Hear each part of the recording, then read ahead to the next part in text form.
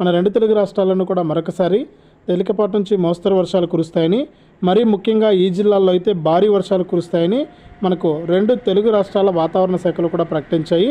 ఇక ఏ జిల్లాల్లో వర్షాలు కురుస్తున్నాయి, ఎన్ని రోజుల పాటు కూడా వర్షాలు కురుస్తాయి అనే వివరాలన్నీ కూడా మీకు అందరికీ కూడా తెలియజేస్తాను. దయచేసి వీడియో చూస్తున్న ప్రతి ఒక్కరు కూడా ముందుగా వీడియోను లైక్ చేసేయండి, తెలిసిన వాళ్ళకు షేర్ చేయండి. ఇలాంటి మరెన్నో వీడియోల కోసం ఇప్పుడే మన ఛానల్ను సబ్స్క్రైబ్ చేసుకుని పక్కనే వచ్చే గంట పైన నొక్కి మళ్ళీ వచ్చే ఆలనే గంట పైన నొక్కి ప్రతి వీడియోను కూడా మీరు మిస్ అవ్వకుండా తెలుసుకోండి. ఇక లేట్ చేయకుండా మనం వివరాలకైతే వెళ్ళిపోదాం. మన రెండు తెలుగు రాష్ట్రాల్లోనూ ఇప్పటికే భారీ నుంచి అతి భారీ వర్షాలు కురుస్తూనే ఉన్నాయి. రోజు ఏదో ఒక జిల్లాలో వర్షాలు కురుస్తూనే ఉన్నాయన్నమాట. ఇక ఈ వర్షాలకు చాలా రైతులు కానీ ప్రజలు కానీ ఇబ్బంది పడుతూనే ఉన్నారు.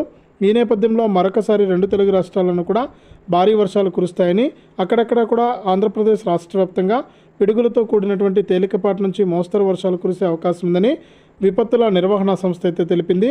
ముఖ్యంగా శ్రీకాకుళం, విజయనగరం, మన్యం, అల్లూరి సీతారామరాజు, అనకాపల్లి, కాకినాడ, కోనసీమ, తూర్పుగోదావరి, పశ్చిమ గోదావరి, ఏలూరు, కృష్ణా, ఎన్టీఆర్, ప్రకాశం, నెల్లూరు, అనంతపురం, సత్యసాయి, వైఎస్ఆర్, అన్నమయ్య, తిరుపతి జిల్లాల్లో వర్షాలు కురుస్తాయని మనకు ఏపీ విపత్తుల నిర్వహణ సంస్థ తెలిపింది.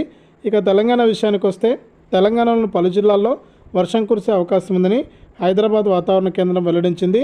ఆదిలాబాదు, ఆసిఫాబాదు, మంచిర్యాల, నిర్మల్, నిజామాబాదు, కరీంనగర్, కొత్తగూడెం, ఖమ్మంలో వాన పడే ఛాన్స్ ఉందని పేర్కొంది.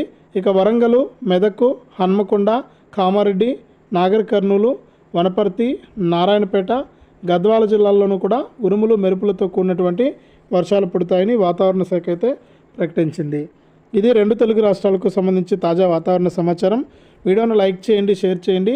మన ఛానల్ని ఇప్పుడే సబ్స్క్రైబ్ చేసుకుని పక్కనే వచ్చే గంట పైన నొక్కి మళ్ళీ వచ్చే ఆలనే గంట పైన కూడా నొక్కండి.